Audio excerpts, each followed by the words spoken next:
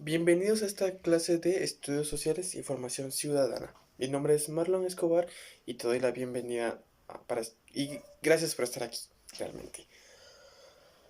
Bien, recordemos las medidas sanitarias que nos dan nuestras instituciones y nuestros superiores. El uso de mascarilla, el uso importante de gel antibacterial, lavarte las manos con abundante agua y con mucho jabón. Ahora bien, antes de iniciar la clase haremos una pequeña actividad que se llama 30. ¿En qué consiste esto? Yo te voy a dar un tema, una actividad, un tema que tú manejes o que yo maneje y yo te daré, en 30 segundos tengo que hablarte lo más que sepa de ese dicho tema. Así que, para poner el ejemplo, yo me voy a poner ese mismo reto para mí. Por ejemplo, menciona parte de la historia de Guatemala. Bien, aquí empezamos prácticamente. Eh, Guatemala inicia con su independencia en el año de 1821, junto con las provincias de Centroamérica. Esto conlleva a Guatemala prácticamente a ser conocida como las provincias de Centroamérica y Guatemala es su capital.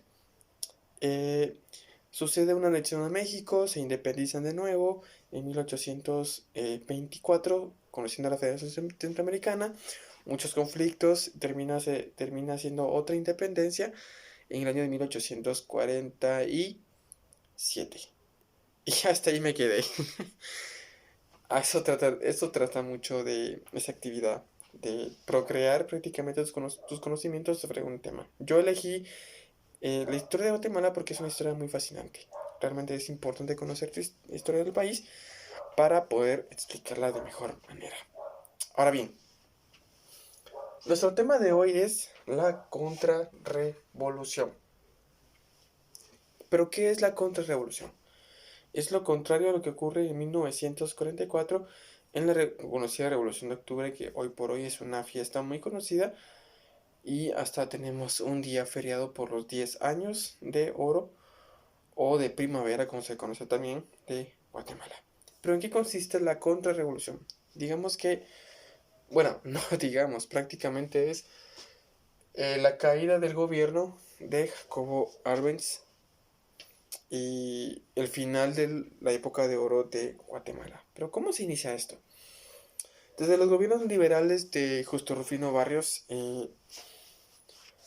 se inician prácticamente, Estados Unidos empieza a querer financiar, bueno, no financiar, sino a querer eh, crear empresas privadas o manejar parte de la economía de Guatemala a través de estas empresas privadas como por ejemplo la Fruit Company, que es una empresa bananera que está desde los gobiernos liberales y ayudan a Guatemala aportando la tecnología, pero estos conforme van pasando el tiempo, los presidentes que estuvieron en su cargo le van cediendo terrenos y terrenos y terrenos y terrenos eh, a estas tierras, a estos empresarios norteamericanos. Y esto no solo ocurre en Guatemala, también ocurre en los demás países de Centroamérica.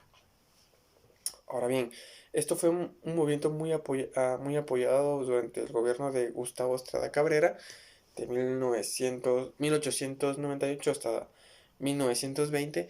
Lo avala más Jorge Ubico en su segunda vuelta a la presidencia en 1935, pero se topan contra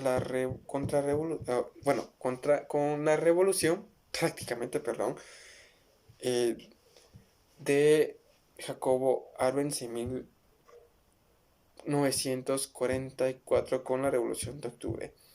Pero exactamente qué es lo que sucede para que esta compañía estadounidense se note molesta por la presencia de este gobierno eh, socialista que se especializa más en pensar en las personas desamparadas, que en ese entonces eran los campesinos, y como bien habíamos platicado anteriormente de lo que hace el gobierno de Arevalo Bermejo e incluso el gobierno de Jacobo Arbenz, que protege más a los campesinos y les empieza a entregar sus tierras de nuevo a través de la reforma agraria, ya que estas compañías estaban en Guatemala, pero jamás pagaban impuestos. O sea, estaban procreando dinero aquí en Guatemala y no había una ganancia para el Estado.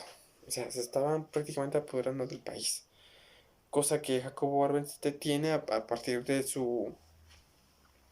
la reforma agraria que protege realmente los intereses de los campesinos para que empiecen no solo a rehusar sus tierras, sino para conservarlas para ellos mismos, para que empiecen a procrear en ellas siembras para poderte transportar y crear una propia economía para Guatemala, no depender de empresas extranjeras como la Fruit Company, justamente, o de otra que quisiera regresar. Incluso el ideal de Jacobo Arbenz era procrear, era aumentar la producción económica de Guatemala a través de esta reforma agraria, cosa que hace enfurecer a Estados Unidos. Y hay un pequeño detalle, y es que en ese momento el gobierno de Jacobo Arbenz, que era socialista, o sea, pensaba más en, en el pueblo, es decir, en los más necesitados, como repetí anteriormente, que eran los campesinos, los indígenas, y los protegen aún más con esta ley que derroca la esclavitud por parte de Arévalo Bermejo en su gobierno de 1945 a 1949. Ahora bien, ¿cómo es que el derrocamiento de Jacobo Arbenz se hace realidad? A través de la reforma agraria empiezan muchos de los gobiernos liberales, o sea, de los anteriores gobiernos que empiezan a conspirar en contra del gobierno de Jacobo Arbenz. Entonces Estados Unidos, estando al pendiente de la situación y viendo qué es lo que pasaba con su empresa, eh, inclusive con el recién hecho de la Segunda Guerra Mundial, empieza lo que es conocida como la Guerra Fría, donde países como la Unión Soviética, Rusia actualmente, y Estados Unidos empiezan a enfrentarse en países que contra países que tienen realmente una mentalidad, o no una mentalidad, sino un gobierno definido, una ideología definida, que ya sea comunista o, o de la derecha, prácticamente, izquierda o derecha, realmente.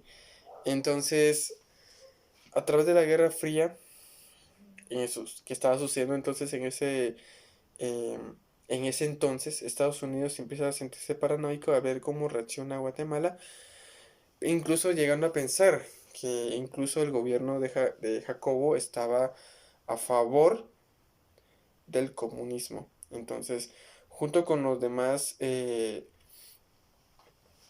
presidentes de Centroamérica empiezan a conspirar para poder sacarlo en 1954, obligando a su renuncia y terminando con la conocida reforma agraria, que fue derrocada a través de Carlos Castillo Armas en 1954.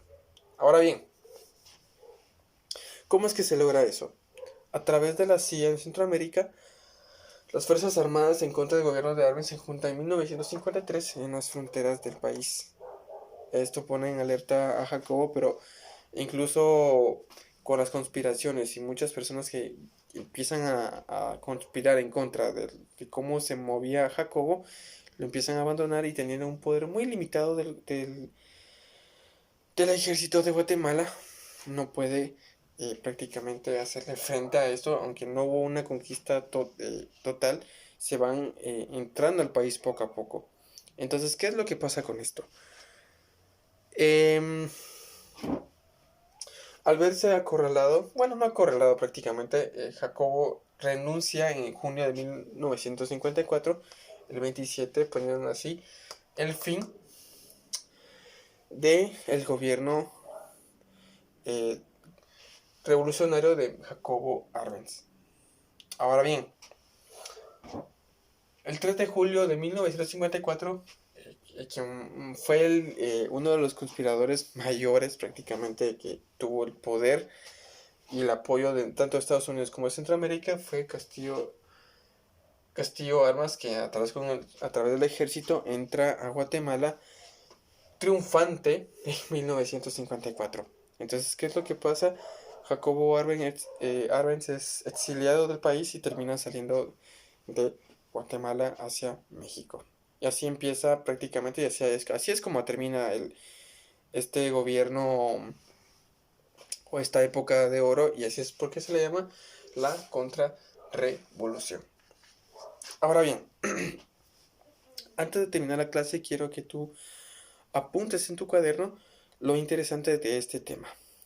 Lo que opinas, si estuvo bien el accionar de estos países, si estuvo mal, eh, qué ideologías, qué es lo que piensas sobre este tema.